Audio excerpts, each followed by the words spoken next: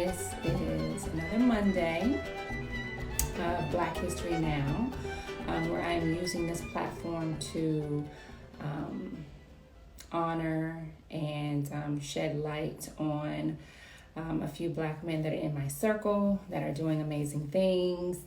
I know that we are celebrating, or it's nationally celebrated all month long, Black History Month, but we are to be celebrated all year long. My guest today I'm really excited about is Jubba Seyyid. He is an amazing producer, project manager of like so many projects that you guys will know of when he talks to you. But I'm gonna bring Jubba in now, and Jubba is actually joining us from a different part of the world.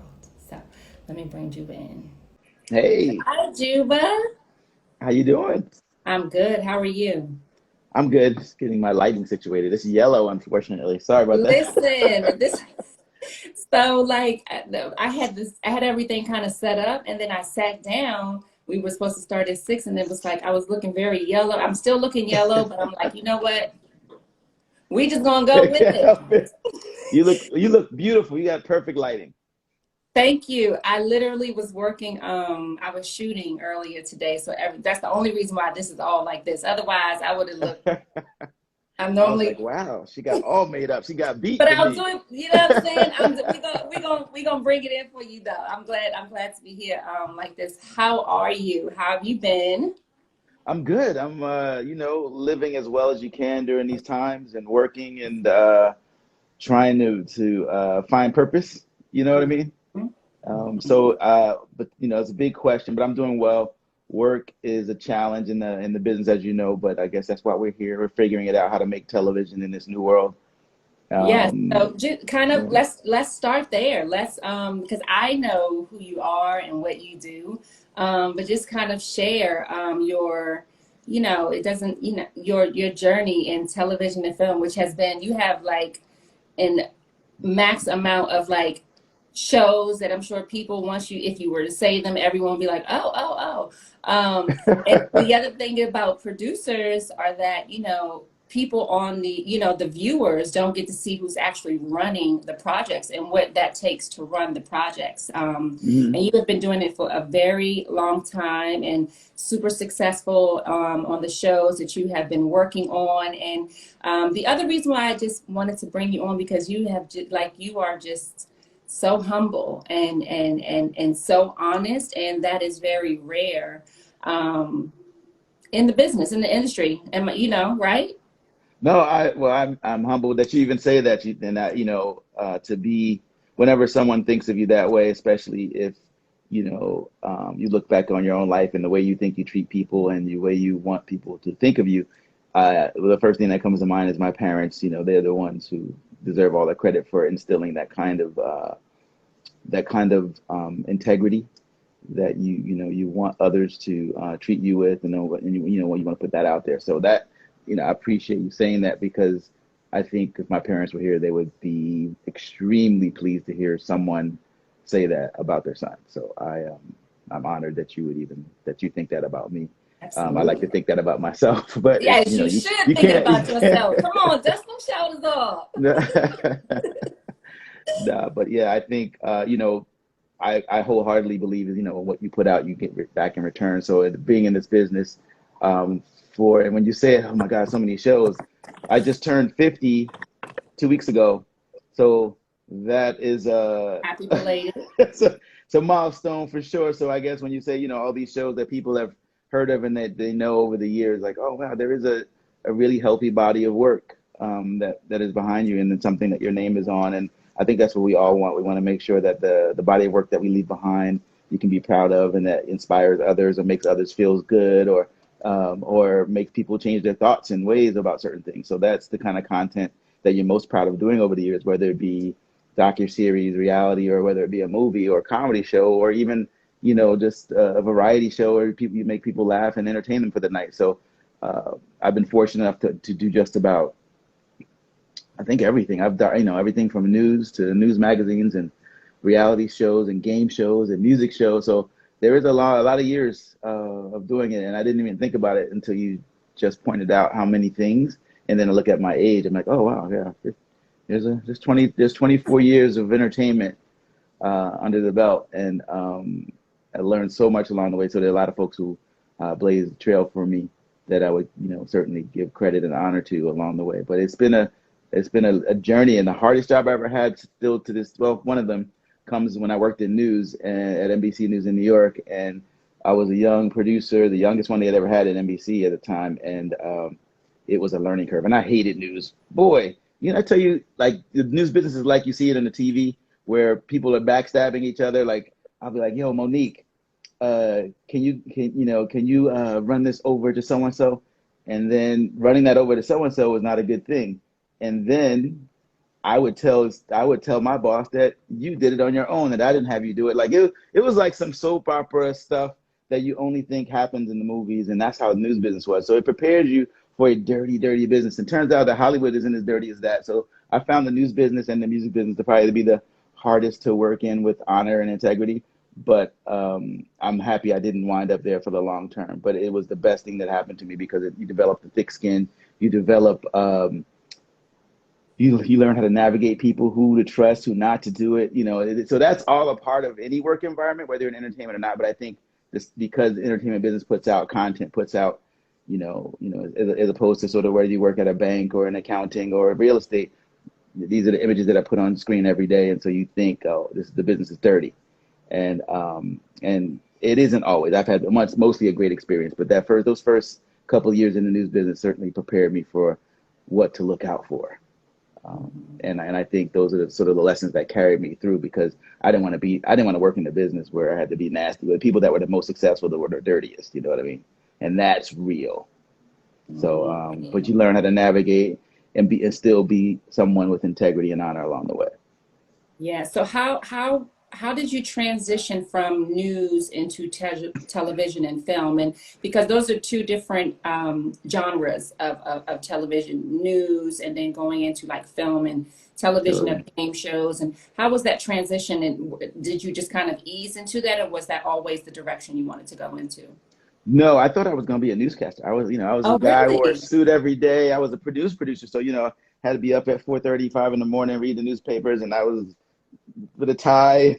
And I thought I was going to be the next reporter to anchor. And then I got in the business. I was like, this ain't for me.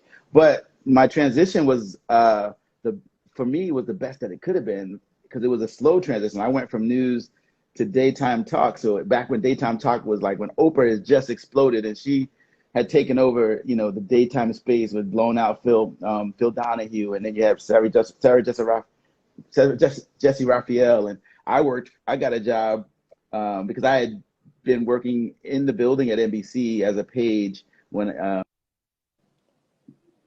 so I met all these people, and one of the people that I met were executive producers for Phil Donahue, wound up becoming executive producers for the Rolanda Watts show. You might remember that. So it was like Oprah, and Rolanda was a close second, and she was doing news stories, but in a talk show format. So I was able to take some of the news experience and sort of apply that as a research and a producer, and that's how I got hired. And we wound up doing OJ Fridays. So this is like every Friday we did a whole show on OJ, and that news experience is what got me the job. And then I wanted to make my transition from daytime talk to entertainment. And it's actually a pretty good story short, though. So when I was in college, I was an intern for David Letterman, and during that time he was a producer on Letterman, and he eventually became a pretty big executive producer. And then I happened to be reading the Hollywood Reporter, and it said this new show starting in LA called Vibe. Quincy Jones and David Salzman and this guy named Chris Spencer is going to be the host of it. I'm like, I don't know who Chris Spencer is, but everybody seems to love him. And then I see the name of the guy. Like the guy I used to work for at Letterman, he's now the executive producer of this thing. So I was like, I'm just gonna cold call, and just so happened that the assistant, she was at lunch or somewhere, she wasn't there, and he actually answered the phone. I was like, I don't know if you remember me. He goes, I remember you. I've never met another guy named Jubba. So I was like, I'm a producer now. I'm not an intern anymore. He's like, if you can get here in 2 weeks, the job is yours as a segment producer on Vibe. So I sold everything I had in my apartment in Harlem. Within 10 days, bought a ticket on my Discover card with that high-ass interest, And and that's how I made it to LA, and wound up working on a variety show like Vibe. I don't know if you remember Vibe, but there was a space because after Arsenio had Farrakhan on, slowly everybody was like, oh, we got to get rid of him, and so there was a space for Black late night talk, and then all of a sudden we had Vibe, and then we had and Keenan Ivory Wayans had a show, and then Magic had a show, the Magic Hour, poor Magic. But that but that's how I wound up at breaking through all the way from news and then eventually into the entertainment business, the Yes. entertainment side of it. You know what I mean? Yeah. And so what are some of the differences in producing like day talk television and reality television? Um, wow, they're two very different things. I mean, daytime is so super formatted, right? So you got these blocks, segment blocks that you're gonna have. You're gonna have your guest talk about this topic, and you're gonna follow up in the next segment. So it's very structured. Whereas reality content, you know, I was fortunate enough to be a part of reality TV when it was early on, and it truly was reality. And we had 24-hour coverage, so we had different camera crews coming in. Usually, the house or wherever we were shooting had 24-hour surveillance cameras. So it was truly reality. You basically casted based on who the people were versus how you think you can make them be. So even if you had a slow day, you knew eventually because you casted well that these people were exciting, they were interesting, they were crazy, they were wacky. So you just waited for something to happen, and it always did. And then, it became, well, how can we get more out of this lemon? And it became, okay, well, we can cut costs by reducing 24-hour surveillance and then producing people more. So that's how reality became, oh, is it fake? I never really had the experience of working on a fake show where you made people say things they didn't really believe, but you could see how it could happen on other shows because I could talk to you and you could be like, I could whisper in your ear, remember that time you told me when you go out to the bars, you like to get crazy, and you're the one that usually does cocaine in the bathroom and takes off your top and goes topless on the bar. So you've told me that in the pre-interview. So when I need something exciting to happen, I'm going to remind you You that gonna you go? told me that. And like, remember you told me when you get drunk and wasted that this is what you do? So then I feed that to you as a producer. That's where the fakeness comes in, but it's not really fake. That's who you really are. Because I couldn't tell a woman or a guy who wasn't that character to do that stuff. So, but in terms of like the difference, that means that reality can go in any direction. You have to be ready to go and move wherever the story takes you. Whereas on a daytime show, everything's structured. You know exactly what's happening in block 2 and block 6, block 4. Like and then if something does go left, you follow it. But that very rarely happens unless you had a really wacky situation. But in reality, you kind of just go with it.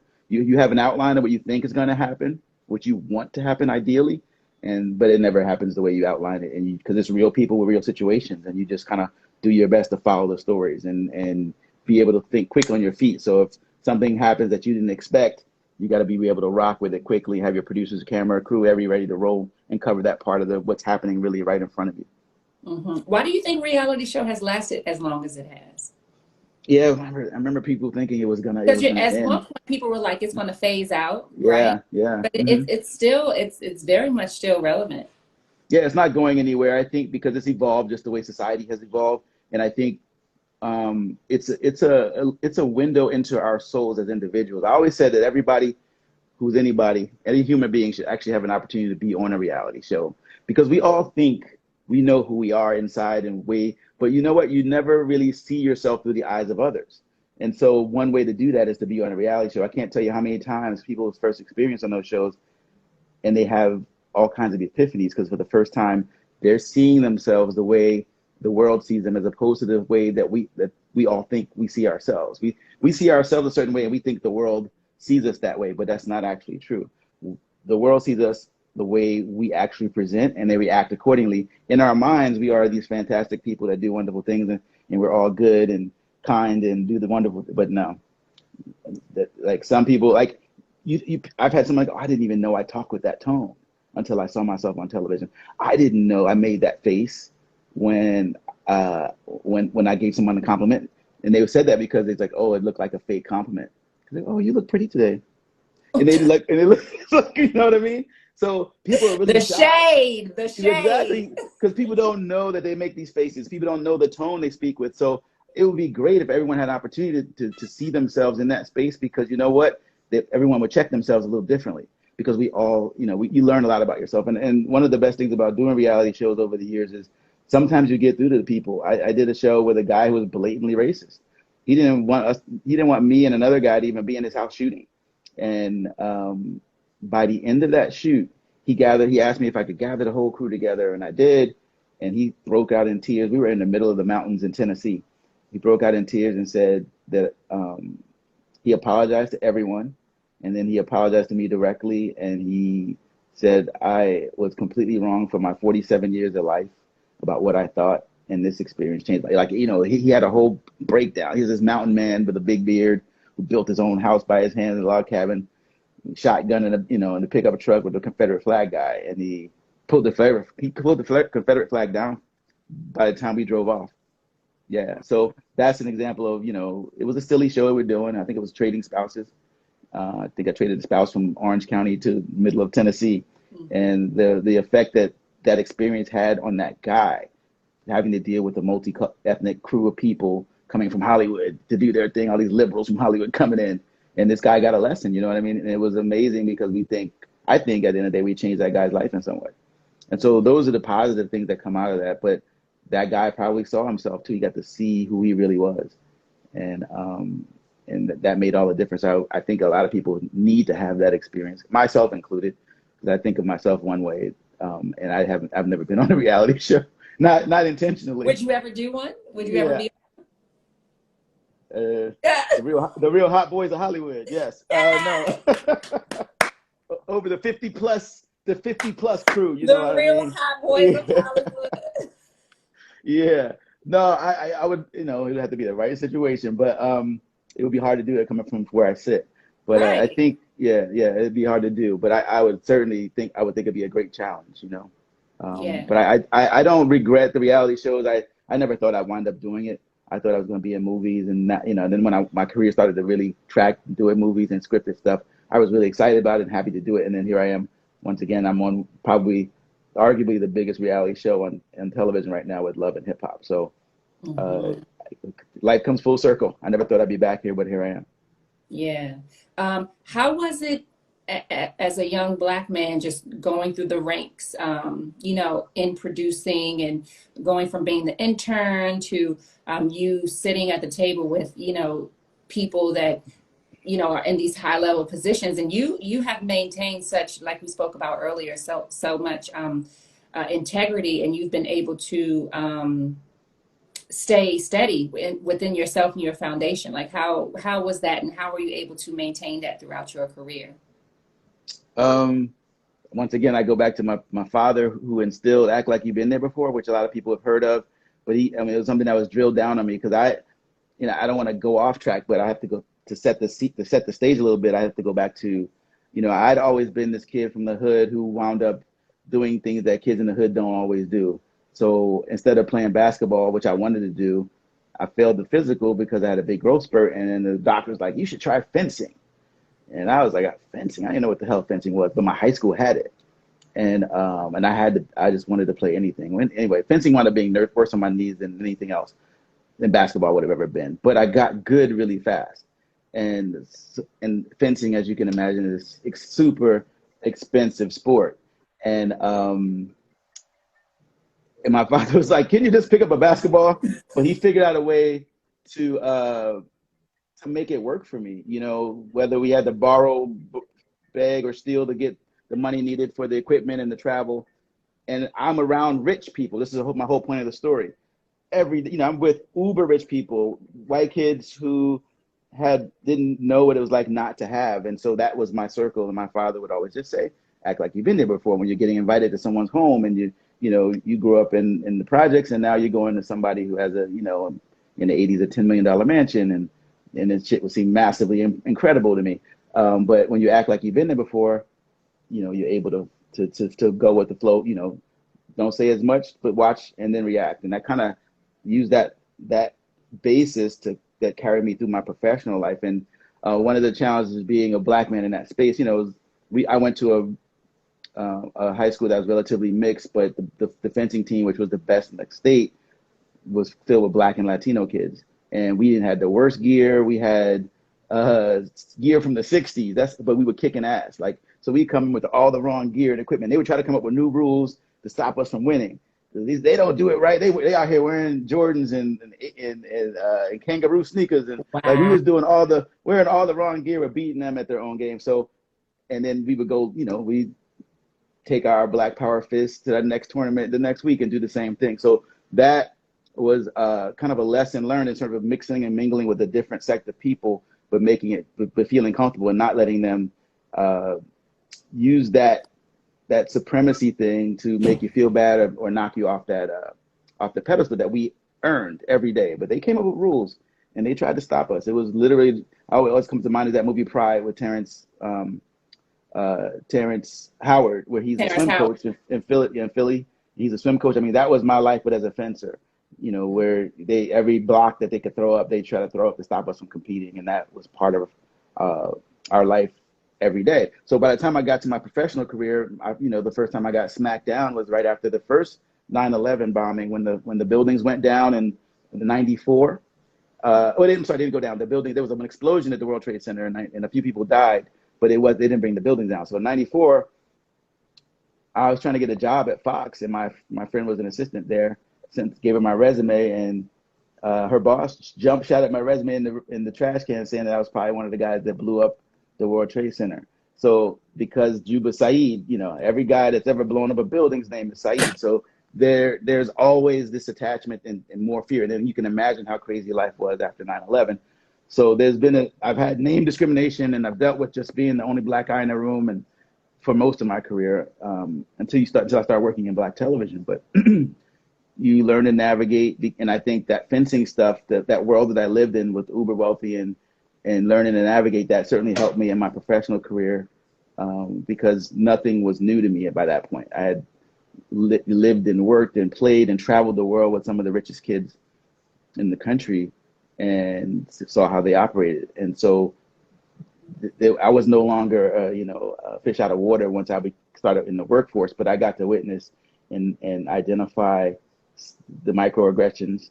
And there were certain advantages I had to my light skin because I recognized how some people were treated differently than me. But I must say that it was no doubt I was still a black man in this space, and you had to sort of navigate appropriately.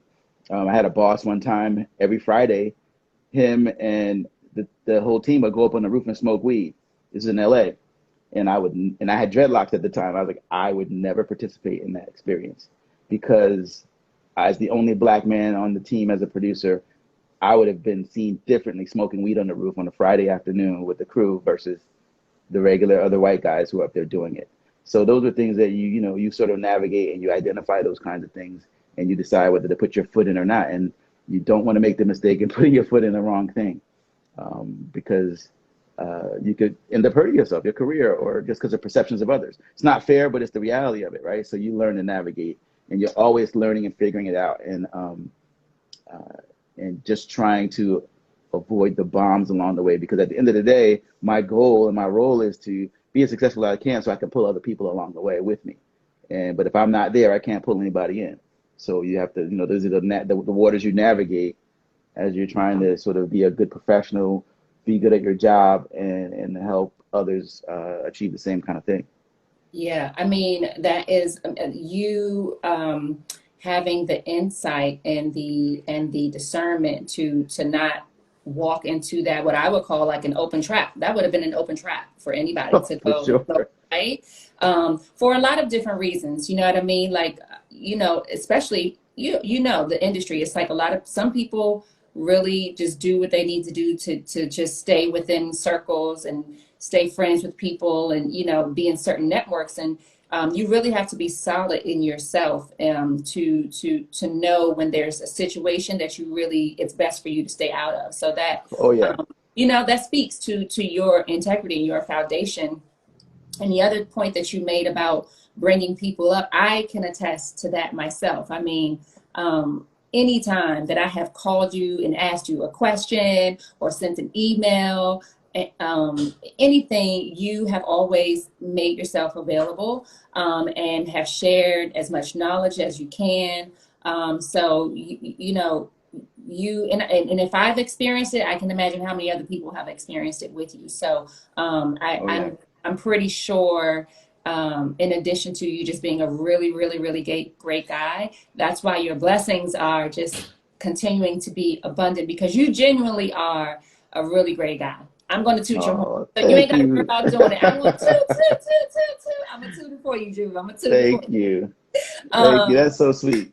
I mean, it's real though, right? I mean, honestly, anytime that I've emailed you, you'd be like, okay, Monique, I'm not there right now, but call me back in 2 weeks and let's set up Yeah. lunch, right? No, absolutely.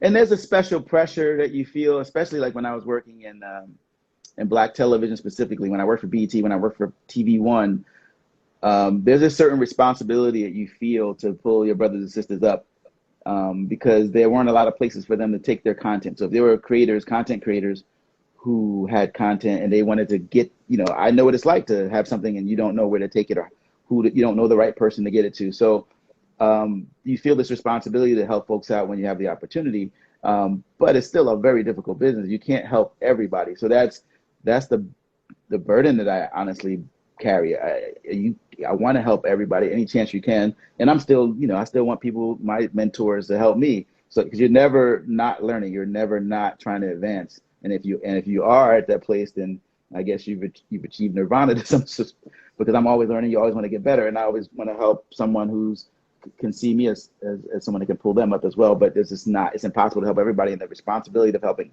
all the black folks in Hollywood that need a little bit of help, that need support. You can't do it, but sometimes you have to remind yourself, if I can just help one, if I can help two, then you're doing something good and beautiful, and the universe will respect that. But it's a little bit of torture for me and a few others who feel the same way, because and then there are people who pitch you who waste your time. So there's that part. There's the people who, oh God, you should come down and check out my, the place that I work at, the auto body shop. It's so crazy. It's a great TV show. And I was like, okay, write something down for me. Let me see what it is. And generally that's the first weed out. People don't want to write down their ideas. They just think that, oh, they got this idea and I'm supposed to write it. But yeah, I always tell people, make sure before you do anything, shoot it first. You can do that now. We have a phone. Shoot something, put something on tape, put something on camera, get that done first, and then let's have a talk. Let's have a conversation. Let's see where your mind is. Let's see what you really want to do. How committed are you to this? The commitment to doing this business is, you got to be passionate about it. You just can't have an idea and be like, it's great, I want to get it made. I know this guy Jubba or this girl Monique, she can help me. No, you got to be real, like, because there are a lot of people out here with a lot of talent who just don't have an opportunity. So if you're just kind of half-assing it, you shouldn't take that opportunity away from somebody who's passionate about this experience, Yeah. Let's forward to 2020, because this is the juicy part that I really want to get to. Because for those of you who don't know yet, you don't know yet, but from where Jubba is sitting right now and working, it's like amazing, right? So 2020 happened, 2020 comes around, there's a pandemic. Let's start here. How Mhm. has the pandemic affected television and producing, and just in general? How has the pandemic affected television? The shock of it all back a year ago, almost a year back in March, when we all got, like, for me, it was, okay, guys, we're doing an experiment. We want you guys to stay home today. We're going to see what it's like for everybody to work at home. And it was a Thursday, I remember that. And then I think it was March 11th. And then the next morning we got an email. It was like, don't bother coming back. We're gonna just work this thing out from home. So that was kind of my personal experience, and my team's personal experience was like, go home and take this. We're gonna do this experiment, and then now you're gonna stay. And then, as everyone's trying to navigate the virus and how it's going to affect production, what we knew for sure was everything had to stop. So once everything stopped, then there was fear set in for everybody, right? It's like, oh my God, are we all gonna lose our jobs? How long is this gonna last? Because we created these meetings every morning. We were gonna have these meetings. We were gonna talk about what we were gonna do. It's gonna come back. We'll be back in production in a little bit. And then every week that went by, it was like, okay, it doesn't look like we're coming back. What are we gonna do? And then they were like, everything's stopping down for real. And what you're gonna do now is prepare for when we come back. For those of us that were able to keep working, and there was a significant amount of people who were not able to continue working, whether they were at a company or a production company or network or studio. And I was blessed with my team along, we were able to continue working, even though we didn't know exactly what we were doing, because we were like, well, how are these shows that we work on going to change once we come back out of the pandemic?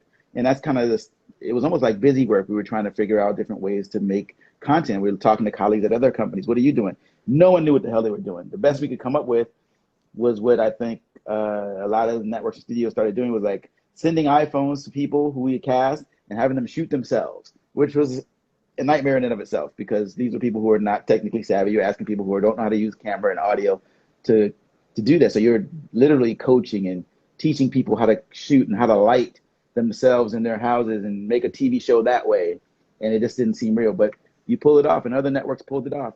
And so we were just kind of figuring it out as we went along. And now when things started to get back to normal, not back to normal, when things started to go back to shooting on set with a crew, with producers, that was for us, it was more like October. And I think Hollywood started, figuring it out, started working. Now everyone has a COVID expert or a team of experts to show you how to shoot content safely. And that is a challenge, because you're asked, outside of the NBA, which they got, famous for using the word the bubble, working inside this place where everyone's tested and no one can leave and no one can come in. We tried to, that's how production started to look for us, testing people, keeping them in one location, keeping them safe. But there's no, they also tell you someone's going to be positive. And when someone gets positive, it can shut production down, and it could cost millions of dollars. And it started happening. I think, from shows that were shooting in Canada, the stuff that we're doing in LA, it was just, it was hard, because some people were, had lost personal family members. I did too along the way, an aunt and cousin. So people had different feelings about, they needed to work, but the level of safety, some people were very, very serious about it. Others weren't. And then people, you had fights on set about, folks, he's not wearing a mask, or, that kind of stuff, and you might have heard Tom Cruise go off on his movie set about people not taking it seriously. He's like, that's the kind of stuff I'm talking about. Like, that shit was happening. And, but people were still figuring it out. As the virus changed, we tried to change the protocols. We were getting tested every other day. There's some places they were testing every day, but that was a massive amount of money and time that it takes. So the length of time that it would normally take you to shoot something, triple that and double the cost. That's kind of what we're facing. So that's why a lot of people lost their jobs, because people couldn't just afford to do that kind of stuff.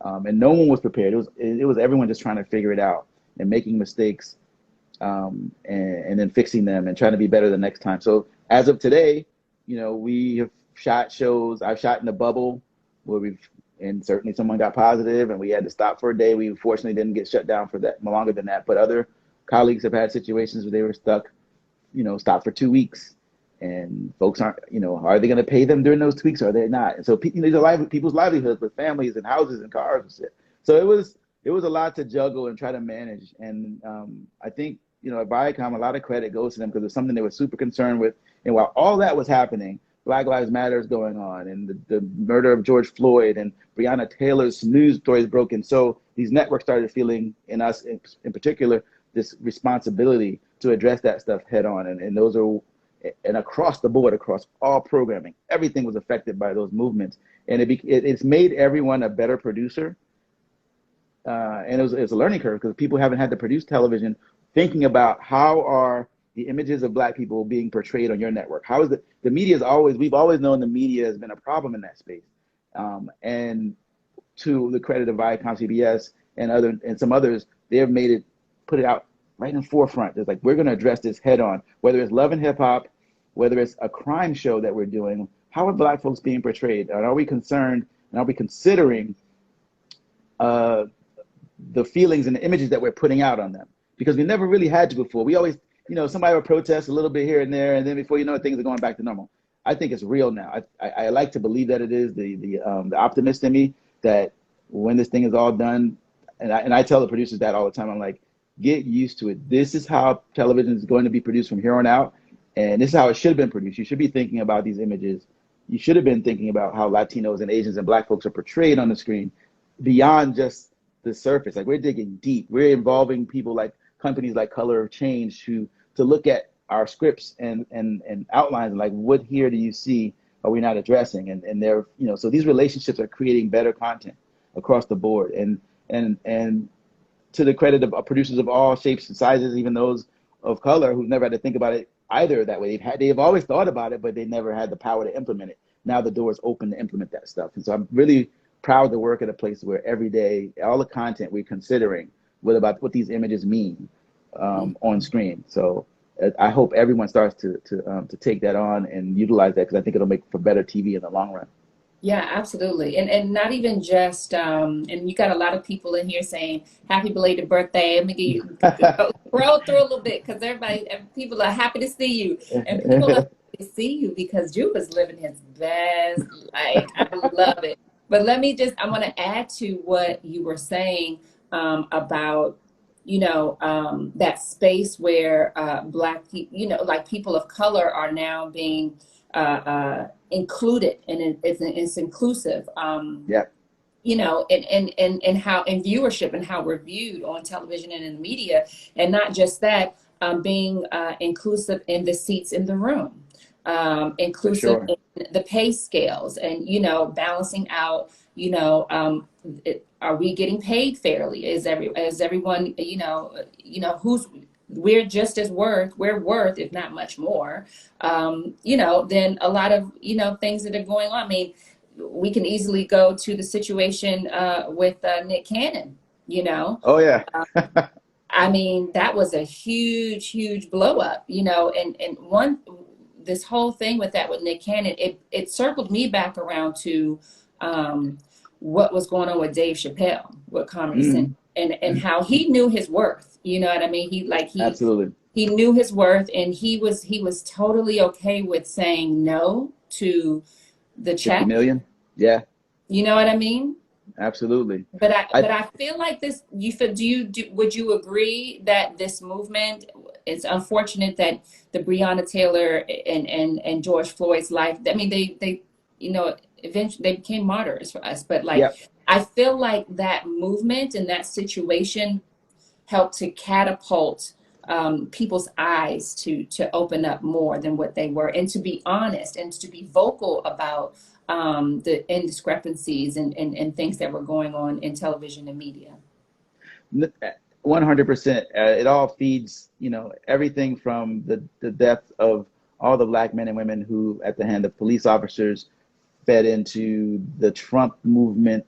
All of it has gotten us here. Coronavirus, every piece, every bit of news that is shocking, every horrible thing that's happened, and every positive and good thing. Man, like I still get choked up about Kobe. I didn't even know this dude, right? But from the time how 2020 started out with remembering his helicopter going down, and then coronavirus hitting, and then George Floyd and Breonna, those of us in the community knew about Breonna Taylor, but it wasn't until these things started to explode, then that started to feed into it. And then I think a lot of the mainstream community, a lot of white community was like, Black folks always said it was like this. Now we see what they're saying. It was like they always said it, but now we didn't really believe them. We kind of believed them. Other people didn't believe them. You couldn't deny it at that point. And I think lives and feelings and emotions started to change in the country and across the world. And I think that obviously feeds into the media, because these are where these images and where these stories are being told. And if we're going to effectively tell them, because we were now, you couldn't avoid telling the stories that are true. Television, scripted and otherwise, had to now look at itself and like, we can't fake the funk anymore. We've got to be real. And if we want to be authentic, if we want to tell the true stories of folks, it's all right in front of us in the real news, in the things that we see every day. It's playing out in front of us. We can't ignore it anymore. I love looking at cop shows. I used to, I love watching like Chicago PD, Law and Order, and I watched how those stories have changed now. They tell their stories differently. If you watch Chicago PD last season, 2020, and to watch this new season, like one of the things that I was like curious about, you're rooting for the cops because they're getting a bad guy, but I read someplace that made a whole lot of sense. These cops, he's a badass cop, right? He's a badass. He kicks ass and takes names, but he's usually beating up perps in the cage beforehand or in the room, which is completely against the law. And we're, as viewers, going, you think because what happened to this guy. They don't do that anymore. They don't do that anymore because the reality of the world is like, that is abuse of power, and that's why America has always been comfortable with it, because it's been that way on television for decades. Like, it's okay for the cop to beat up the guy in custody because he must have did it. and this guy that's the beating him up is a good guy, you know. So we all fed into that somehow, and the storytelling has always been cool that way. Now it doesn't happen. I look at Law and Order, I look at Chicago PD, and the brother storyline is like paramount now, and the way that they don't cats ain't getting beat up anymore behind the closed door, because they know that shit's illegal, and they know that's fed into how people's perceptions of black people and criminals and have been intertwined. How they tried to make it one and the same, black equals criminal, and now you can't do that anymore. At least the responsible networks are playing it out that way. And so it all has been a domino effect on how the stories are being told in Hollywood, whether it be scripted or unscripted. And to your point, like, these people did not die in vain. Breonna Taylor did not die in vain, and neither did any of the hundreds of others just in the last couple of years who've gone down by the hands of the cops, who died or been injured by cops unlawfully. Like, those folks did not, their stories have not happened to them in vain. And I think we're seeing the results of that. At least I hope not. I hope the families of those folks feel that way, because just being in the media, being in the scripted space here now, you're just seeing how we're reviewing scripts and what we're looking for. Inclusion is a huge part of it. So we got a great story, but who's in this story? You know, so these are the questions we're asking. So it's amazing to watch the evolution of storytelling in scripted and unscripted, and watch producers' eyes open and be flexible and uncomfortable. Everybody's uncomfortable talking about, because, you know, you couldn't get white people to talk about race really comfortably. And they still aren't doing it, but they're having the conversation because they have to, because the company demands it. They're saying, oh, we're going to be talking about this today in a company-wide conversation, where we had Nick Cannon, you know, come and talk to the entire company about his whole experience. You know, they pretty much had this brother joining, you know, the local temple because of what was said about, you know, him being accused of being an anti-Semite. So the education process for Nick at that point was massive, and he's no longer a persona non grata. And, you know, obviously there are probably some financial situations behind that, you know, because they didn't want to lose Nick either. But I could argue on this platform that I don't know if we did it. I shouldn't say we. I don't know if Viacom did him right exactly, but I do think he's back. He's back. But watching him go through what he went through, for a brother to go through what he went through, it was almost like another public lynching in a way. And so the network had to apologize for that. Because, you know, so everybody's learning, everybody's making mistakes, and everybody's learning. And the only way that we learn is for us to be uncomfortable. That's the only way. Completely. Even just in everyday life, the only growth comes out of uncomfortability. So, absolutely. You know, and I'm not going to, you know, hawk on this too much longer, but, you know, if nothing else, I appreciate, I'm not saying that he was the best candidate to run this country, but if nothing else, Donald Trump made this country and everyone uncomfortable. And so with uncomfortability came truth. Came out a lot of truth. No doubt. Yeah. He opened up Pandora's box, didn't he? Why? I mean, crack that thing wide open. Because a part of me was like, damn, I didn't, like, these people are coming out of the woodwork, these crazy folks. But because, you know, some people are like, I wish they would have stayed in the woodwork. And the other people were like, no, I'm glad they are. I want to see who the racists are. I want to see who the people who are intolerant are. I want to know where they are. And because the country has to go bad before it gets better, I suppose, you know? Yeah, and that's part of the discomfort. Let's not forget, even though Biden is now in office, those 70 million votes that he had, those people are still in this country. They're still around. They're still here. They're not going anywhere. But let's get to some good stuff. So what the pandemic has done, the pandemic has allowed for us to work remotely, for a lot of people to work remotely. You know, a lot of people have been traveling, and you can take advantage of this opportunity. How have you taken advantage of working remotely? Did I yes. bring that question wrong? I feel like I got that Yes. question around very well.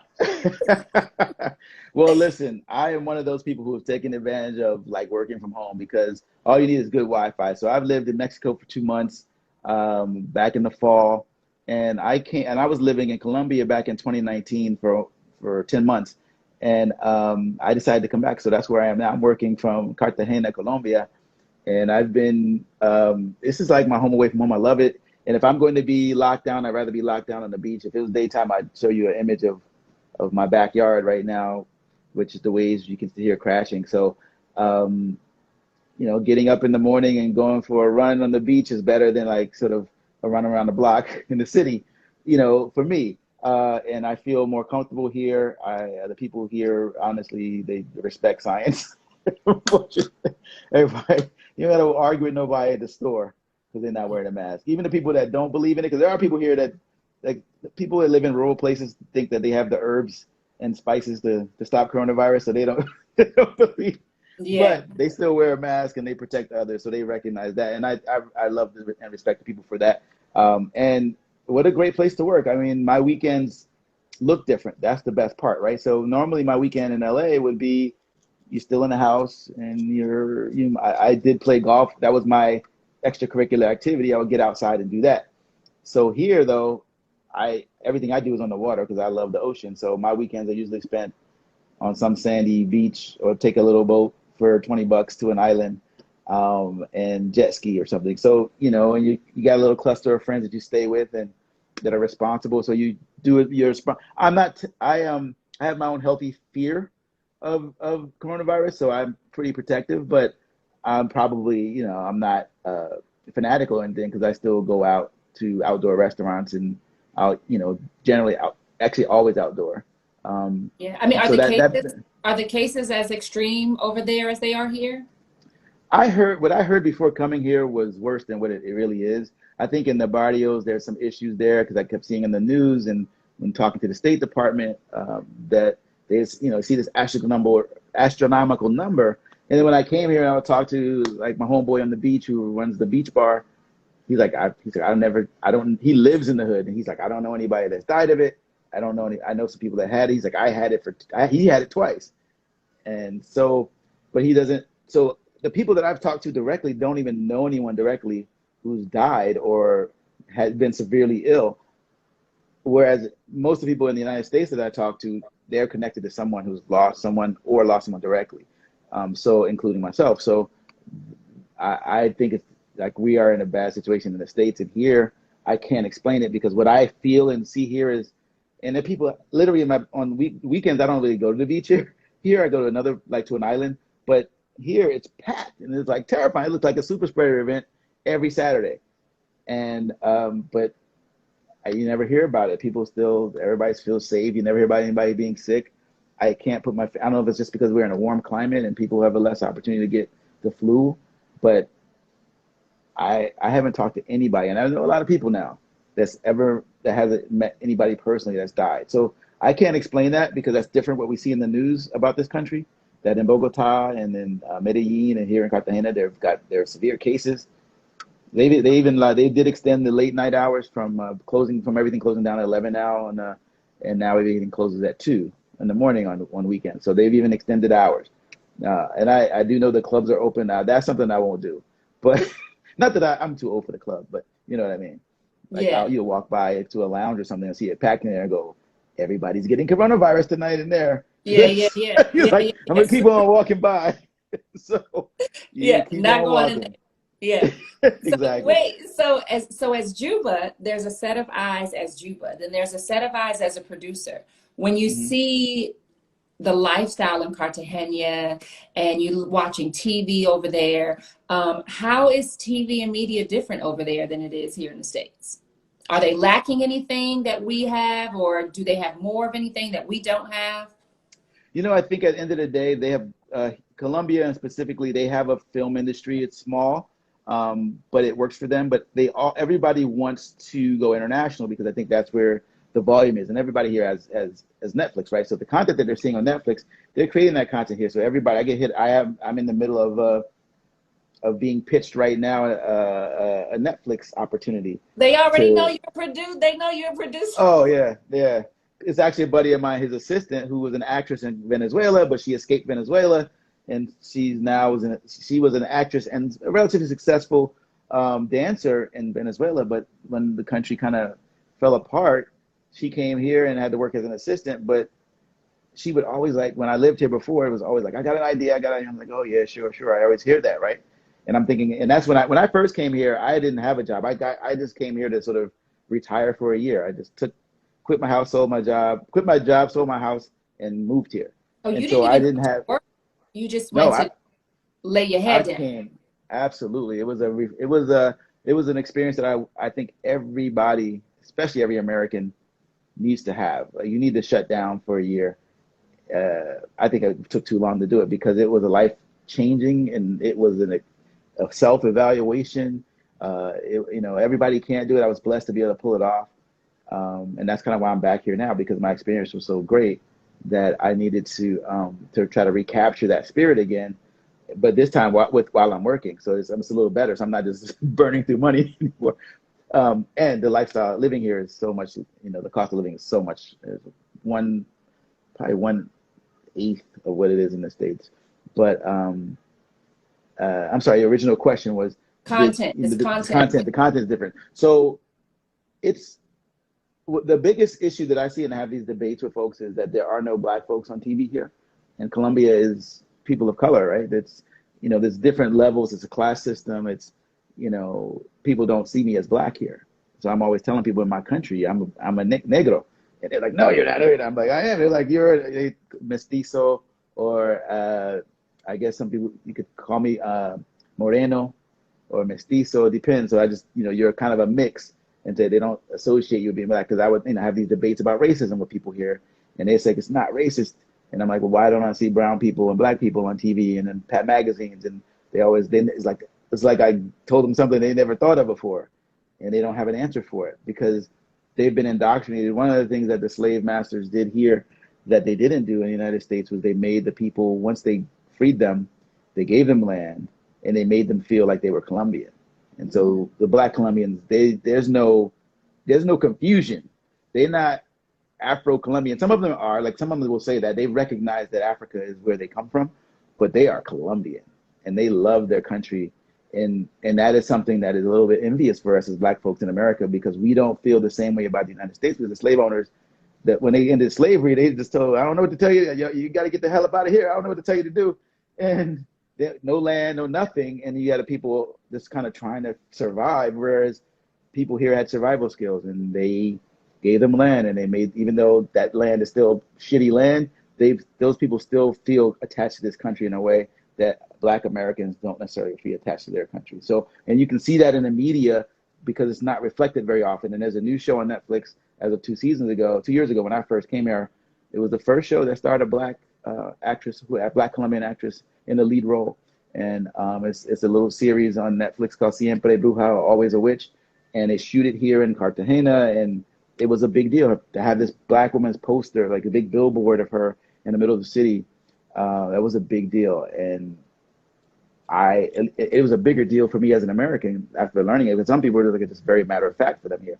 So the cultural differences are dramatic. So I think for me as learning what we can do is give them the opportunity to tell their stories internationally, because the stories here, as a wise man once said, every story that's ever been told has already been told. Shakespeare told every story at the gate. So now we just recraft them. So there's definitely recrafted stories, but there's the stories that are specifically cultural to Colombia, whether it be music, dance, the stories that they have to tell about their country.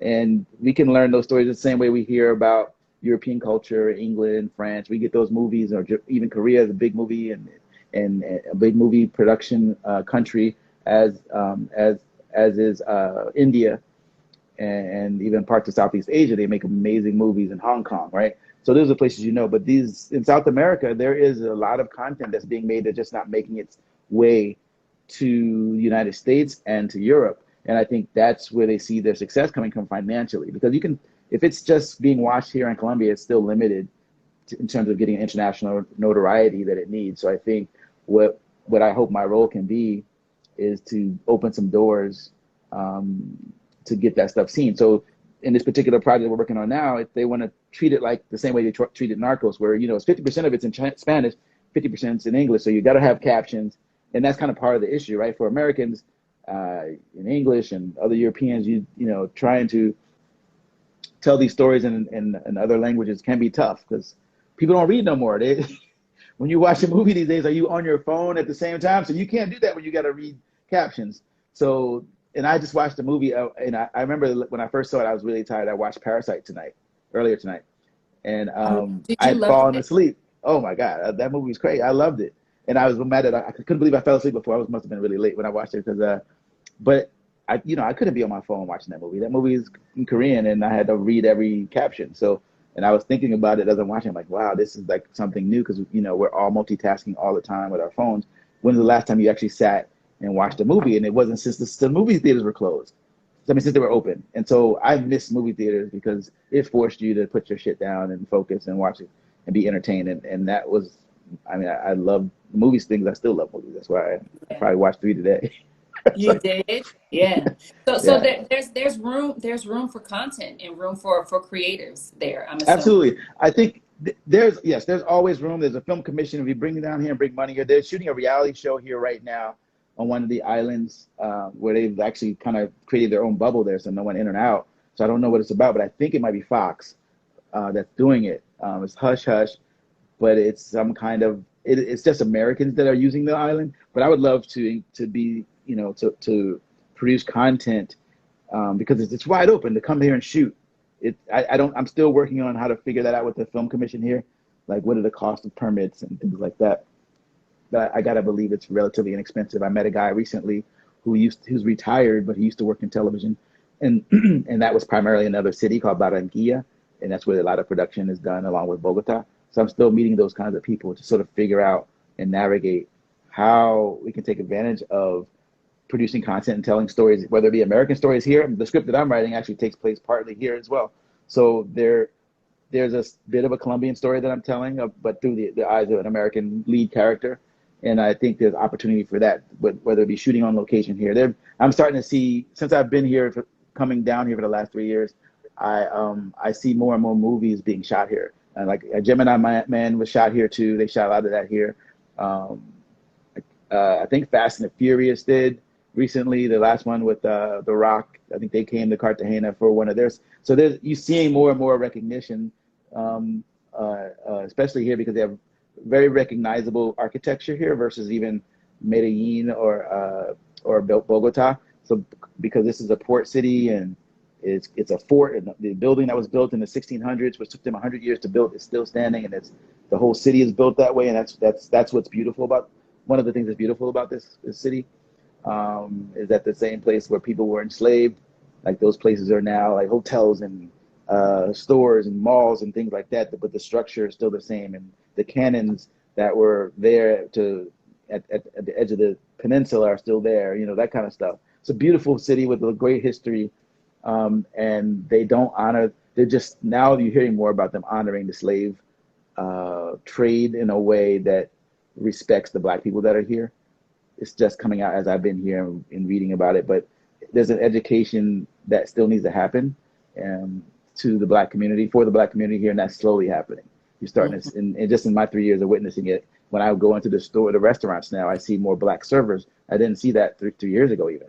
And there's all these programs now that go into the communities to pull people in. So there's a lot of opportunity for production, for using black faces, educating folks for opportunities. What I haven't seen is a lot of folks interested here in that kind of stuff. You know what I mean? So hopefully, when I go to Bogota, I'll meet more folks who probably have a different level of education and opportunity opened up to them. But this is a pretty poor town across the board. So I think people, their first instinct is, nah, I don't want to be on TV. Their first instinct is, I need some food, I need some shelter, we're trying to feed my family, that kind of thing. So it just needs to be, and there are different programs. My Spanish teacher has a program as well where they're educating kids in those hard to reach communities so that they now have opportunities to come in the city and work in tourism and work in other things. So adding media to that, and we already talked about that with my Spanish teacher, is a possibility. Do I want to be the one to do it? I still don't know yet if I'm that guy to do the teaching. I still prefer to be behind the camera and the creating content, but opening doors for those kids here who have no idea what the world has to offer because they just haven't been exposed to anything. There's stuff going on for that. There's things happening. Yeah, yeah. I mean, do you plan on being there for a while? You seem very comfortable. You seem very sitting deep in your skin over there. Who would want to Oh, leave? I mean, you came from LA, there are beaches here, but there's nothing like being on an island and it's just a different, especially being immersed in a different culture. Like there's just nothing like that. You know what I mean? yeah, what's been easy. I can't say how long I'll be here. Like I got to figure that out because I'm being flexible. There right now, there's no initial plans for us to have to be in the office right away. At least not till maybe midsummer or something like that. And even then, we don't know if my team is going to be back in the office. But I love I can do this because I fortunately or unfortunately, depending on how you think, don't have any kids, don't have a wife, so I'm only responsible for me at this point. So it gives me the flexibility to kind of come and do this and then figure it out. And I don't want to just, yeah. So it's great that now I'm meditating again. I wake up to my soul feels more comfortable and at ease here. I feel more creative here, and there is there's a when you're amongst the people, whether it's going to the supermarket or whether it's going to the beach and running into people, like there's a love that you get here that I think I appreciate.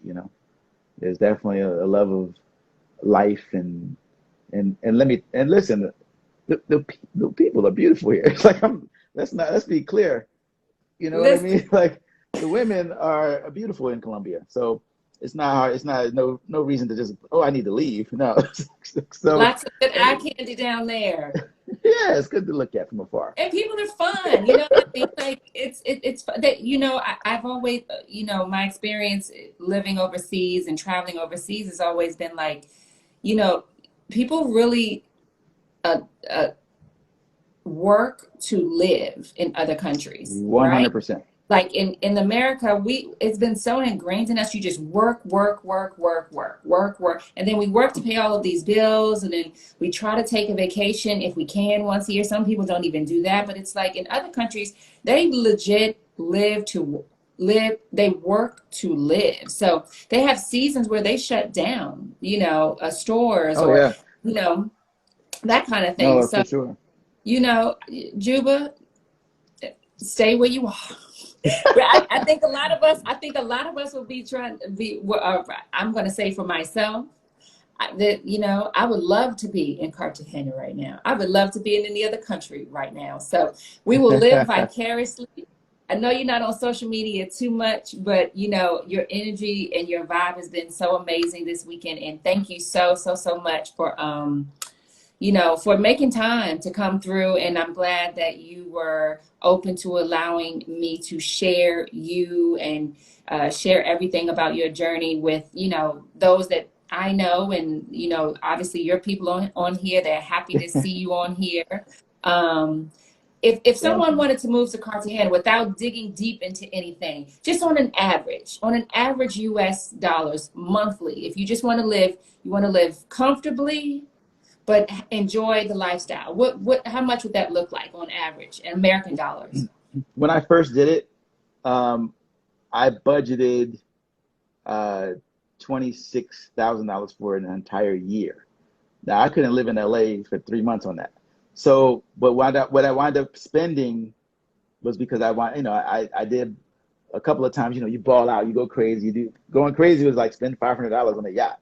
So that's you couldn't do that in the United States if you tried. So I think if you could budget your living expenses at to live well, not to really go above and beyond. Because I lived well. I was in a 2 bedroom house condo on the beach that I paid $850 for a month, and that's on the higher end. If you wanted to be a block away from the beach, you could pay as little as $500 and still be in a nice neighborhood, 2 blocks from the beach, laundry in your apartment, pool, like the whole 9 yards. So I think if you want to break it down per month, I think if you could live well um, with just your expenses at like $2,000. Wow. You could with your I mean, expenses. Now, that's rent. That's just rent alone here in LA. yeah, On you the could you could lower side. yeah, you could live decently for $2,000 a month here. It depends on your personal proclivities. Like, are you into some sport that's expensive, or like, what do you? For me, it was like I wanted to get around the country a little bit. So sometimes I travel to Santa Marta, I rent a car and go here, or go scuba diving, or something like that. And those expenses are a lot less than any other place you go. So it just depends on where you spent your money. But if you wanted to live just like your rent, um, your daily expenses, your Wi-Fi, your power, and all that stuff, $2,000 is more than enough to live a decent life. And if you can afford more than that, you'll live like a king or a queen. So, That is what note taken. Note taken. Note taken. It's always so good to see you, Juba. I'm so happy for you and everything that is continuing to come your way. I mean, I can't express enough for those of you who know Juba. I'm sure they can attest to the same thing. And for those of you who don't know Juba, it was my honor to honor you this evening. oh, You're just like just beyond a great guy and beyond like humble and open with yourself. So someone is asking which country have passport. He's in Cartagena, Colombia, Colombia. I need y'all to Colombia. understand the way that he said Colombia. That lets you Yes. know already that he is like all the way immersed, all the way Oh immersed in yeah. the culture. And the other reason that I came here was like I definitely wanted my Spanish to get better, and it is. It's not, I'm not fluent, but I always say I'm conversational, and so I can have any conversation just about. So I'm getting better. The immersion is great. So gracias, muchas gracias por todo y tu tiempo y tu cara bonita para todo. Come on, Jumbo, come on. No, Gotta no sé get shoulder. qué decir. You But gotta yeah, no, get shoulders. Or live the best.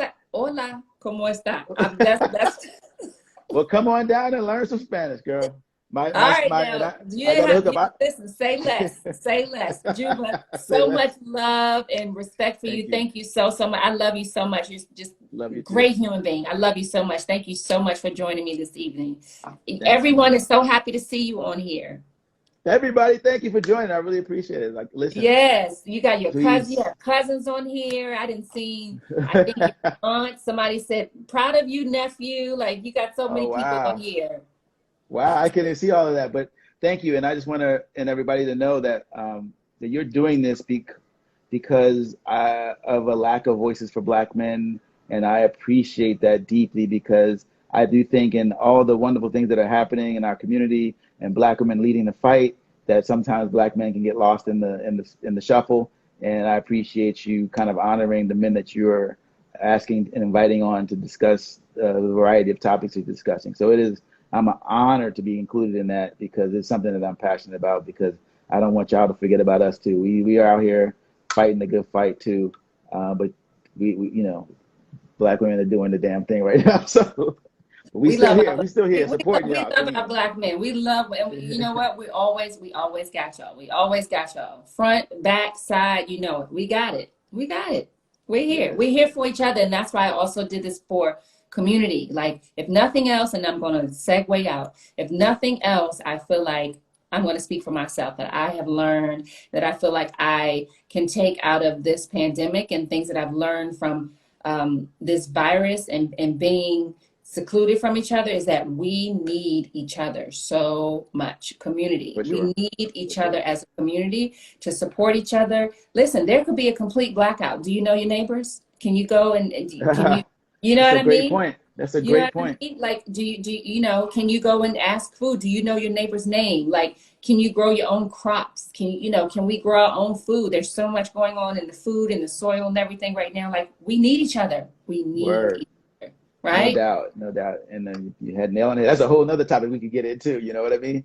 But Yeah, once again, I appreciate you. You are wonderful for doing this, and thank you for thinking of me. absolutely. You go enjoy, go have a cocktail for everybody. 'Cause what I time is it will. over there? It's 10, 10, 15, 10, 17. So So you on I East have one Coast time. cocktail. Yeah, I'm on East Coast time. have a cocktail, and then I think I'm gonna get up early for work because I didn't do some work I was supposed to do tonight, so now I'll just get up early. I was enjoying the day so much, just having such a great day. Oh, Cartagena does things like that, you know? Definitely. All right, Juba, have a All great right, guys. evening. Thank Bye. you. Bye bye. You guys, thank you so much for joining. Juba is just beyond amazing, beyond amazing. Thank you all for joining. This is a limited series that I'm doing every Monday, honoring a few Black men in my circle, and bringing them on and just, shedding light on them and honoring them as Black men, because I do feel like, for obvious reasons, Black men get a lot of bad rap, and, you're working hard. And we got to continue to support each other. I love you guys. I'm loving on myself, love on yourself. Thank you for joining Black History Now on Monday. Another episode will be coming on. I'll be doing another live next Monday. If you want to join, follow me. If you aren't following Juba, make sure you follow Juba. Have an amazing rest of your week.